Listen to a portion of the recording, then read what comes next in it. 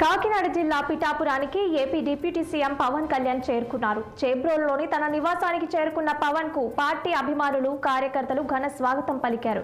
ఇక దీనిపై మరింత సమాచారం మా ప్రతినిధి దురాని అందిస్తారు.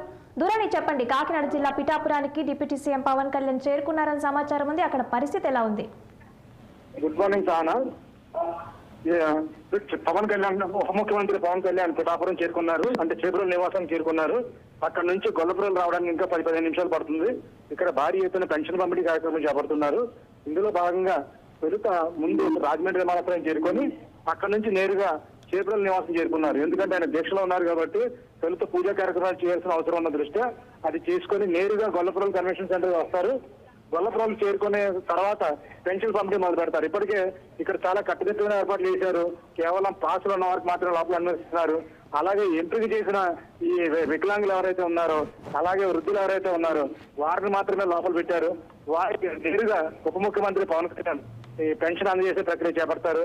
పెద్ద ఎత్తున రక్షణ కార్యకలాపాలు ఇక్కడ చాలా గట్టిగానే ఉన్నాయి. పోలీసు వలయం, అలాగే పెన్షన్ అందుకునే వారు కూడా పరిమిత సంఖ్యలో ఉండడంతో ఇక్కడ అన్ని కట్టుదిట్టమైన ఏర్పాట్లు జరుగుతున్నాయి.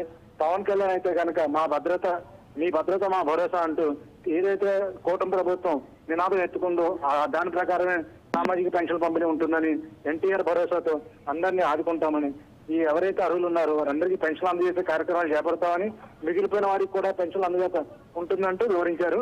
అయితే పవన్ కళ్యాణ్ అయితే కనుక కేవలం ప్రస్తుతానికైతే జిల్లా కలెక్టర్, ఇతర అధికారులు స్వాగతం పలికి పుష్పగుచ్చాలతో చేబ్రోలు నివాసానికి తీసుకెళ్లారు. చేబ్రోలు నివాసంలో ఆయన ప్రస్తుతం అక్కడి నుంచి బయలుదేరి మాత్రం సిద్ధంగానే ఉన్నారు. ఒక 15 నిమిషాల్లో ఈ కార్యక్రమం మొదలవుతుంది. చేబ్రోలులో పవన్ కళ్యాణ్ నివాసం దగ్గర అభిమానుల సందడి ఎలా ఉంది?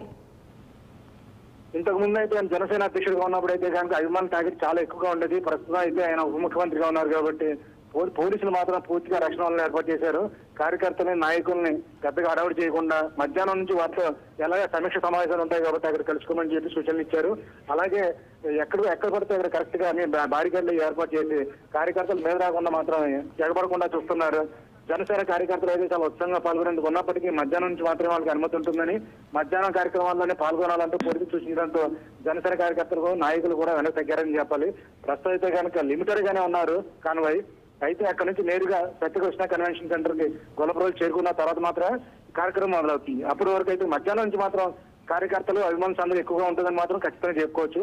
ఎందుకంటే ఊరంతా ప్రస్తుతానికి అయితే కనుక పిఠాపురం, గొల్లపురంలో మాత్రం మాత్రం తాకిడి సిద్ధంగానే ఉన్నప్పటికీ పోలీసుల రక్షణతో ఏర్పాటు జరగలేదని చెప్పుకోవాలి. Okay, thank you Durani.